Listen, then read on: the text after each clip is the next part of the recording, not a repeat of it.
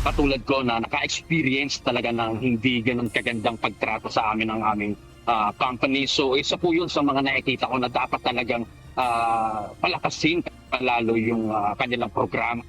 Matapos ang naging matinding pakikipagsapalaran sa ibang bansa, isa sa naniniwala na dapat lalong mapalakas ang proteksyon at karapatan ng mga overseas Filipino workers si Daniel Cinco. 8 taong nagtrabaho sa Saudi si Daniel.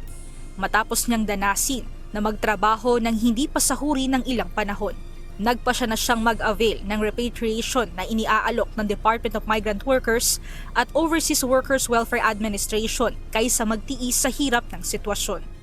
Sa ngayon wala pa po akong nakikitang dahilan para mag-abroad pa ulit dahil sa mga nangyari sa akin ito recently sa ibang bansa.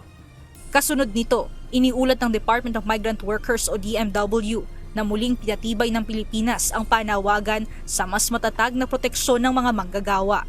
Ito'y kasunod ng ginanap na International Migration Review Forum o IMRF sa New York, USA. Ayon kay DMW Secretary Hans Leo Kakdak, nakilahok ang ahensya sa matataas na antas ng talakayan sa global migration governance at pagpapatupad ng Global Compact for Safe, Orderly and Regular Migration o GCM.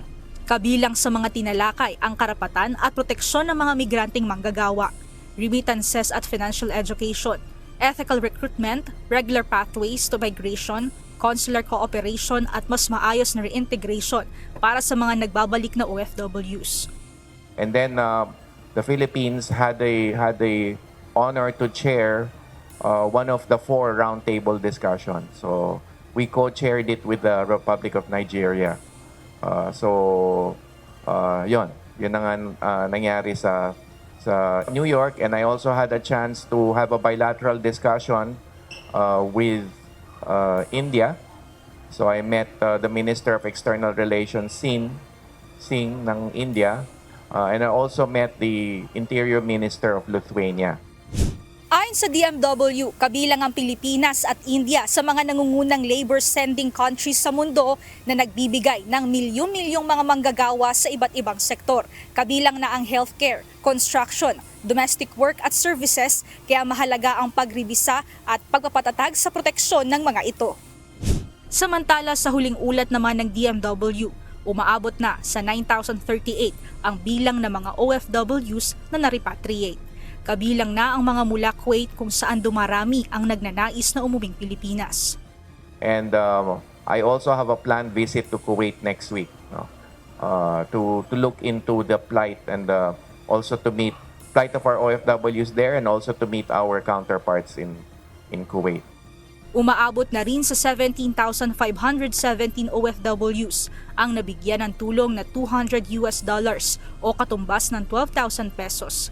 Kabilang dito ang 9,822 na mga na-repatriate at 7,695 na nananatili sa ibang bansa pero apektado ang kanilang trabaho dahil sa krisis. Ipinapatuloy din ang monitoring sa mga OFW sa iba't ibang lugar, kabilang ang mga nakalabas na sa Persian Gulf na umabot sa mahigit 1,400 seafarers.